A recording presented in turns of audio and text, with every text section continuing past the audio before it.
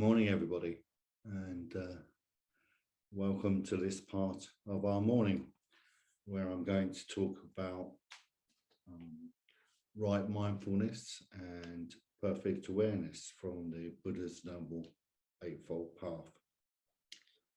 Now, in Tirana, one of the first writings about this was done by Sangha in 1990 in his Vision and Transformation, where he lays out the transcendental Eightfold Path, which is for all those enlightened beings, or the path of perfection, as it's called. But we are trying and we're practicing and we're progressing ourselves.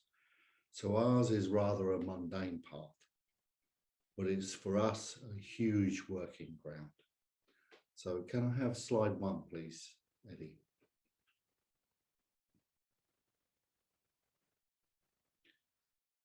So many of us who've been coming along the last few weeks will be aware of this particular slide, which other order members have also used, and I'm going to use it just to bring us up to speed as to where perfect awareness and right mindfulness is on the path. So we start off with our path of vision, our right view, our right emotion, and our right speech. And then we move into the path of transformation, which includes the area of right action, right livelihood, right effort, and the subject that I'm going to talk about today, right and perfect mindfulness. And then next week is right samadhi. So thank you, Eddie. You can drop that one. So the situation is that as we apply these particular rights within the path of vision and path of transformation, our insight becomes deeper and deeper. And it's not really a linear process. We can be working on various parts simultaneously, as other people have talked about recently. And if you can imagine an opening of a lotus that is floating on the river or on some lake or water or surface, part of it is growing in the mud underneath and is growing under the surface of the water itself, and some is above the water. And this lotus flower gradually unfurls its petals, and we are like that. That is what the path of transformation is like.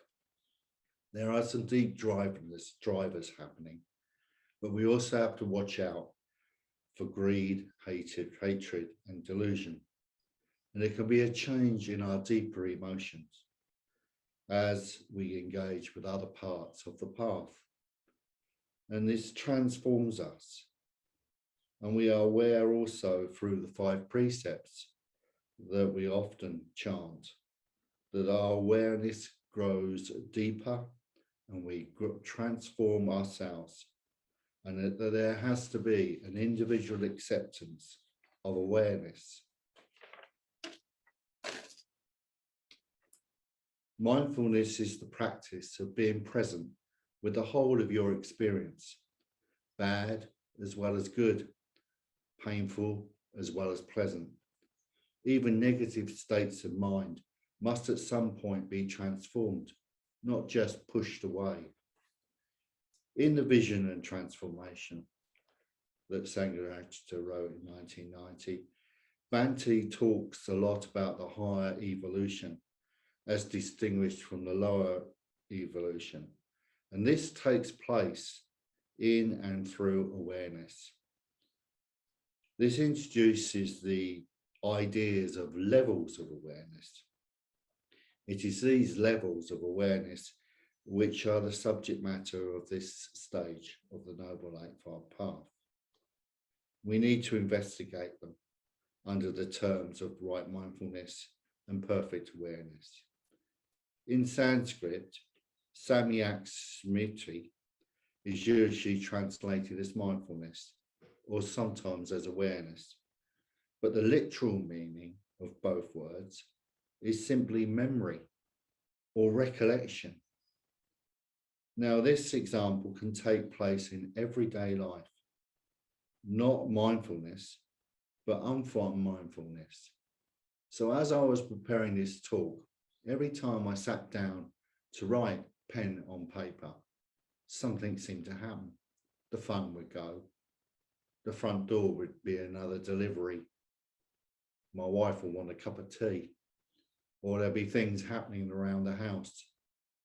And we recognize that our chaotic mind is changes every instant for most parts of our life. And a lot of the time we're very, very forgetful. We're very easily distracted. And our mind is lacking of concentration, and there's no continuality of purpose, really. So mindfulness is this state of forgetfulness, of distraction, poor concentration, of an absence of continuality of purpose. But mindfulness, of course, is the opposite of all these. It is a state of recollection, so Bhante says, of undistractedness, of concentration, of continually and steadfastly for all purposes. And it's continually developing individuality. Next slide, please, Eddie. So these are the levels of awareness. Number one is awareness of things. Number two, awareness of oneself, which is divided up into the awareness of the body and its movements, awareness of feelings, awareness of thought. Number three is awareness of people. And number four is awareness of reality. Okay, Eddie, thank you. So when we speak of awareness of things, we are speaking of awareness of things that are material, such as this pad. And we literally mean the whole of our environment and the many objects that takes up. We mean, in short, the whole realm of nature. I remember when I went to Costa Rica, the beauty of the greenery. The greens were so rich, and you had birds that were so colourful, and butterflies the size of your hand flying around. The environment was vibrant, it was rich. You wanted to be in it because it was so, so beautiful. Most of the time, however, though, we're vaguely conscious of what is around us. And we just have a sort of peripheral awareness of things, but we don't really look at them. We're not really aware of our environment either. And we're not aware of nature. We don't look at nature enough. And one thing we don't do, or seem to do anymore because we live in towns, is look at the cosmos or the universe, see the stars. And for the reason for this is that we seldom ever really stop and look at things. How many minutes of our day or hours do we spend looking at something? Probably we do not even spend seconds in this way. And the reason is usually given that we have no time. We're too busy. I remember when I first went to Padmaloka some 22, 23 years ago, I was amazed to see people sitting around looking at flowers. And there used to be a retreat. It was either the transcendental principle or mythic content, where people were asked to spend time looking at something, really, really looking at something. Bhante talks about a story when he was in Kalimpong, when he went out with one of his particular students on a walk, and there were some magnificent pine trees.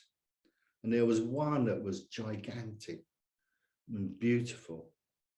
And he said to his particular colleague that he was with at the time, his student, you know, how beautiful the tree is. And the student replied, there's enough firewood there for the whole winter. And that's the way we sometimes look at things. We don't look at the beauty of things, We look at the purpose of things instead. There was also a story about a celebrated Japanese artist who drew bamboos. And a student asked, how do you draw bamboos? And he replied that you first have to learn to see bamboos. And he went out in the mist, and he went out in the rain, and he went out in the moonlight, and he saw green bamboos, yellow bamboos, and like I have in my garden, black bamboos. And they were fresh and they're springy and they dry and they decay. And there's jungles of them in parts of the East, whole jungles that you can't even walk through because they're so close together. And then he gradually became able to paint bamboos, the student, because he had lived and breathed bamboos. Now, Joseph Maloid William Turner was another example of a person when he did his seascapes. There was one point where he tied himself to a mast on a ship in a storm so he could really feel what it felt like to be out there in that storm. And he used to do things like stand on the sea wall as well when the storm was crashing about. And that's where some of his incredible imagination and art comes into being. Absolutely lovely. Number 2 we looked at on the slide was awareness of oneself.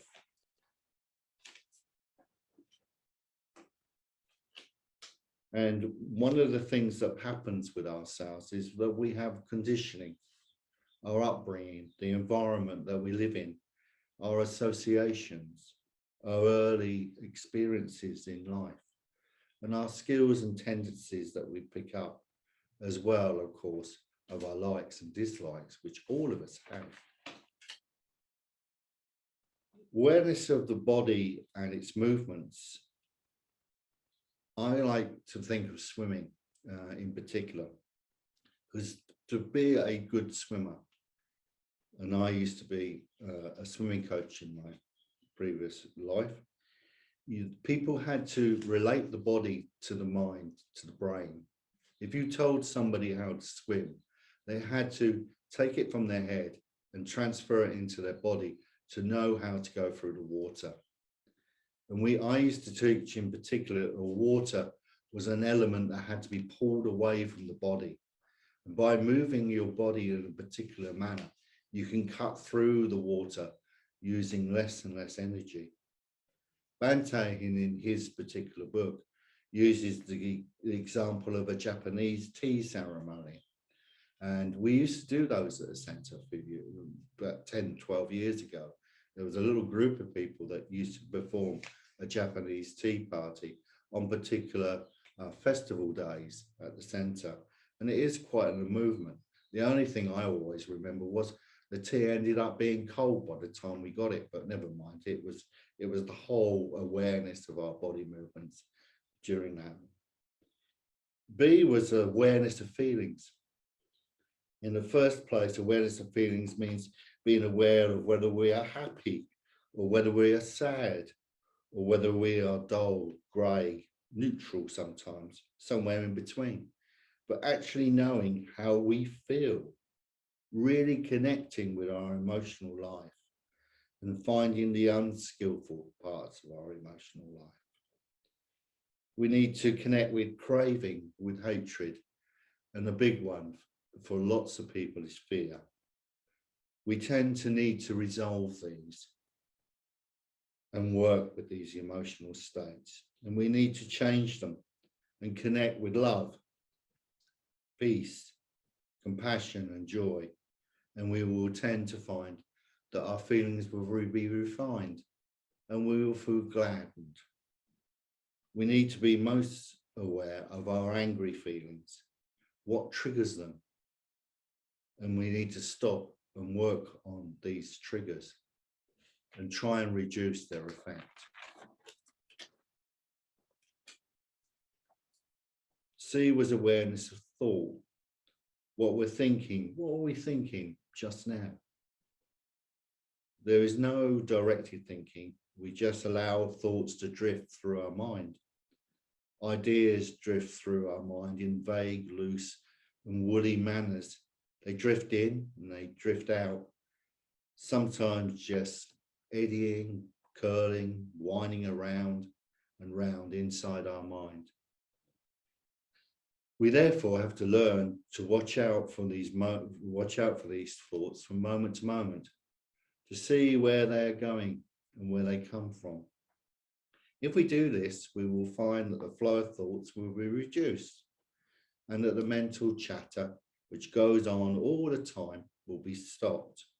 Eventually, if we persist, this awareness of thought for a long enough time, the mind will become, at certain points, and especially in certain peaks in meditation practice, completely silent.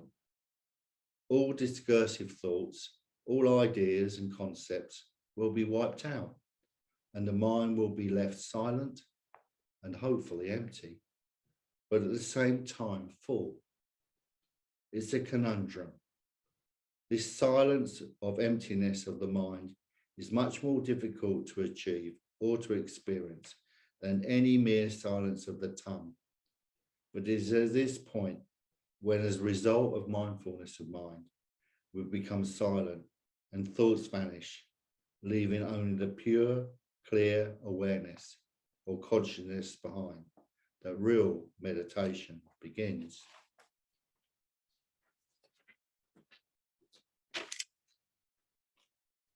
So most meditation practices don't lead directly to a higher state of consciousness. They simply help us to remove the obstacles. Practicing the mindfulness of breathing removes the obstacle of distraction. Practicing the metta bhavana helps remove the obstacle of ill will, and so on. If we remove all the obstacles with the help of these methods, the higher states, at least some of the first of them, will naturally occur.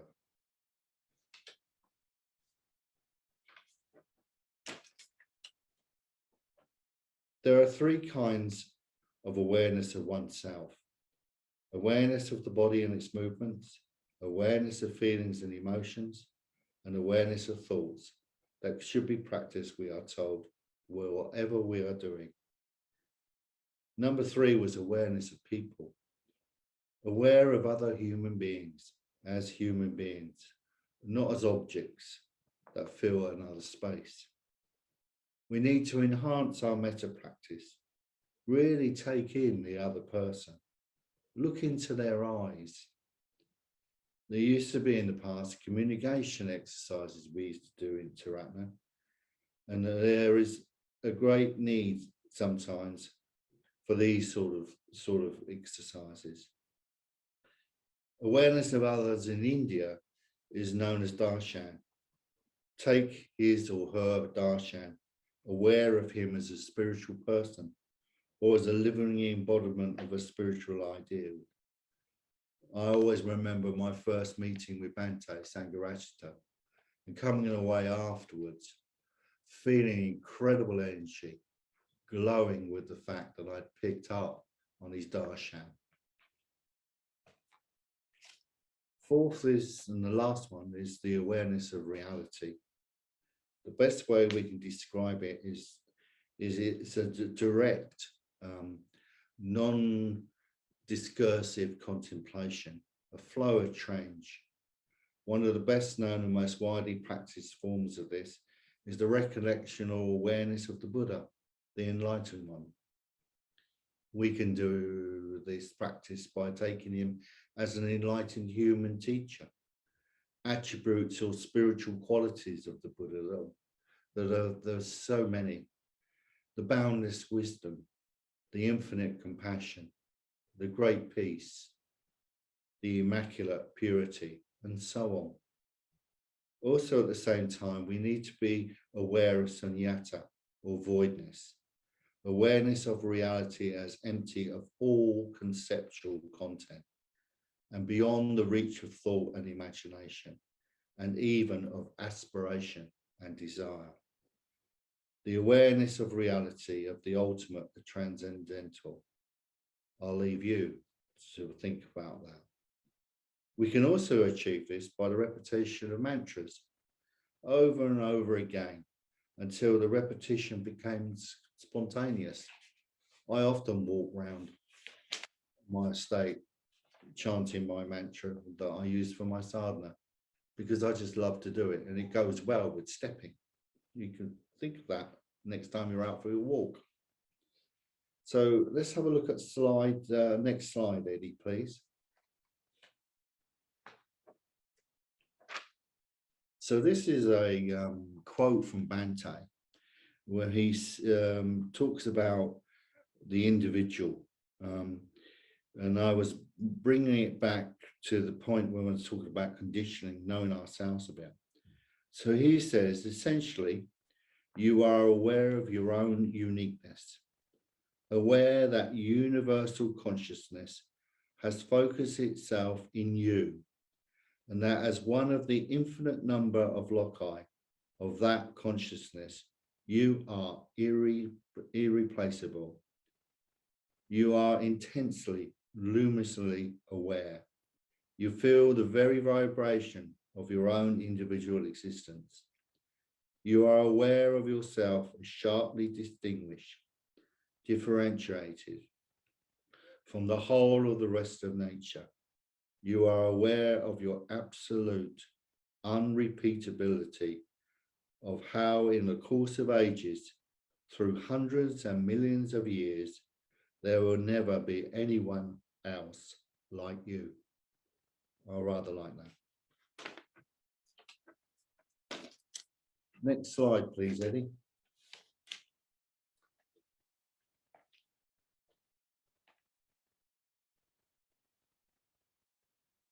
Next slide, Eddie. Thank you. There is a lot of talk and there's a lot has been written about awareness. And some of the more recent talk has been via the Satipatthana Sutra. And this is a quote from Bhante again, from Living with Awareness. Thus have I heard, on one occasion, the Blessed One was living in the Kurura country, at the town of the Kururas, named Akasahrdaya. There he addressed the bhikkhus thus. Bhikkhus, Venerable Sir, they replied. The Blessed One said this, Bhikkhus, this is the direct path for the purification of beings, for the amount of sorrow and lamentation, for the disappearance of pain and grief, for the attainment of the true way, for the realization of Nibbana, namely the four foundations of mindfulness. This is from the Satipatthana Sutra. Thank you, Eddie. The term mindfulness crops up in some of the most important of the Buddha's teachings. It is one of the 7 factors of enlightenment. It is one of the 5 spiritual faculties, and it's also one of the limbs of the Noble Eightfold Path, which we are doing this morning. Here in the teaching called the Satipatthana Sutra, the Buddha appears to suggest that mindfulness is nothing less than the whole of the path, the direct way for overcoming of sorrow and lamentation. This is perhaps one reason why the Satipatthana Sutra is held in such high esteem in Theravada Buddhist tradition, which is still practiced in many parts of the world today. Many Theravadins are able to recite the entire sutra from memory. In Mahayana tradition also, and throughout the Buddhist world, mindfulness continues to be recognized as the fundamental way to spiritual growth. And the next slide, please, Eddie. So one learns to practice it by tending to the 4 basic aspects of foundations of mindfulness. What are the 4? Here, bhikkhus, a bhikkhu abides contemplating the body as a body, ardent, fully aware and mindful. Having put aside covetousness and grief for the world, he abides, contemplating feelings as feelings, ardent and fully aware and mindful. Having put away covetousness and grief for the world, he abides, contemplating as mind, ardent and fully aware and fully mindful, having put away covetousness and grief for the world. He abides, contemplating mind objects as mind objects, ardent, fully aware and mindful, having put away covetousness and grief for the world. This is from the Satipatthana Sutra. Thank you, Eddie. So therefore, in conclusion, there are 4 principal levels of awareness. Awareness of things, awareness of oneself, awareness of people, and above all, awareness of reality. Each one of these has its own distinct effect on the person practicing it. Awareness refines, it stimulates, and it contributes to us in our higher hopes of our spiritual development. And we must remember the 5th positive precept. With mindfulness, clear and radiant, I purify my mind. Thank you very much for listening this morning. Thank you.